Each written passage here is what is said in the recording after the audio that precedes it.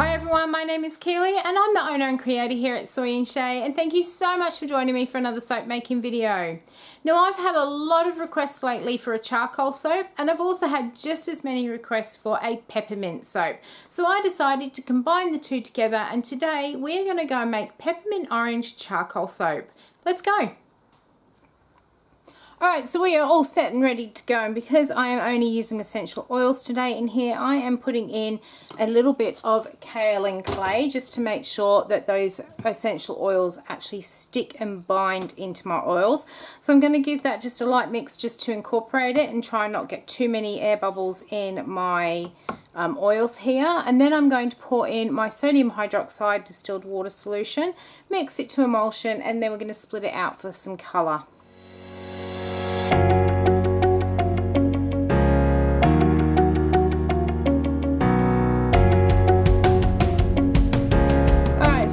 Mixed up, and I have actually now just decided as well I'm going to add all of my essential oils straight into my bucket here. I usually have pretty good sort of fluid soap with essential oils, so hopefully that stays true for this one too.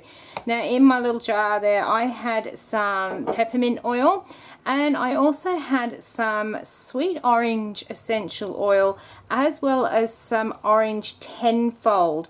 Now split between the two, orange tenfold does cost a lot more than just straight up sweet orange, but the orange tenfold will actually hold in the soap a lot better than what just the sweet orange will by itself. So I do get the best of both worlds here of getting that really strong orange smell, but it will actually also hold without it costing too much. So I'm going to get this fragrance mixed in here, and then I'm going to split that off. Okay, so I'm happy with how that has come together. In this jug here I have got some orange pop mica, which I've already mixed in with some olive oil just to make it easier to stir that colour through and make sure I don't get too many clumps of colour. And then into my really big container here I am going to add in about 2 tablespoons worth of activated charcoal, because I want this to be a nice dark soap and get all those benefits of the charcoal. So let me get these colours mixed up, and then we'll go and grab the mould and pour it in.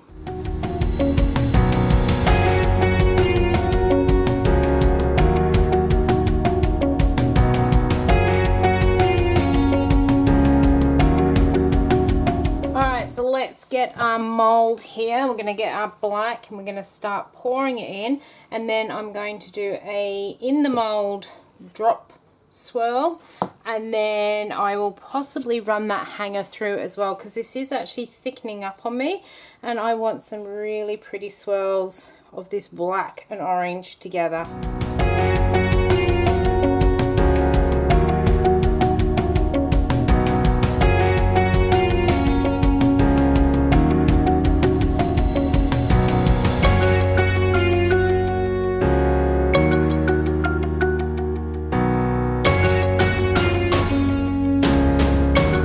So just tried to work out why this one actually thickened up on me so quickly, because I have actually used these two essential oils before without any issues.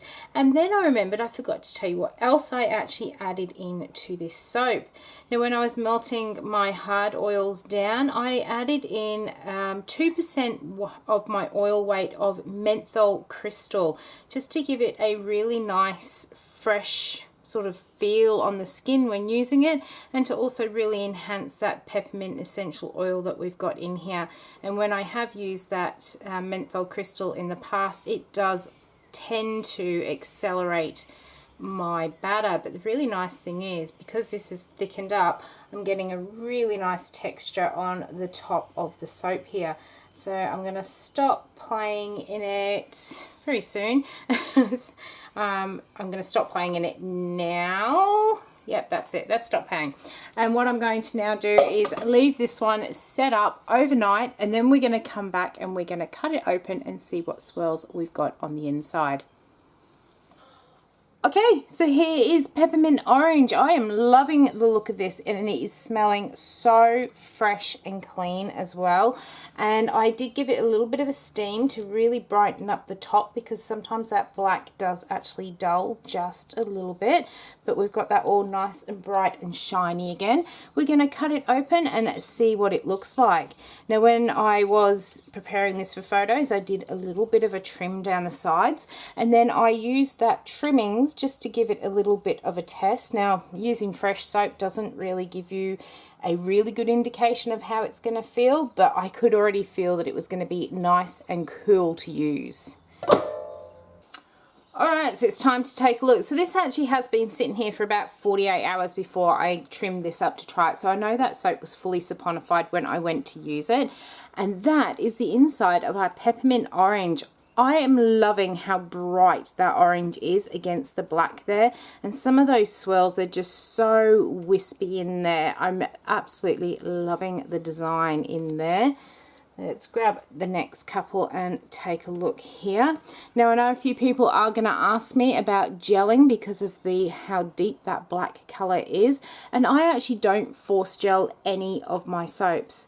I tend to just leave them sitting on the side to do what they want to do, but my workshop does actually get quite warm during the night, because I do shut all the windows and doors up at the moment because we are getting rain and I don't want my workshop to get wet. So it does actually build up some natural heat here inside the workshop. So I'm pretty sure these are actually just gelling naturally. And when I find, or what I find when they actually gel naturally rather than being forced, is I don't get that awful little ring of different color in the middle of it. So just allowing the soap to do what it wants to do, I get that really nice, clean, bright color to it. And that, because that black has set up so nice and dark, that orange really, really pops. And each of these, it's just smelling so fresh. It's really cleared the nose.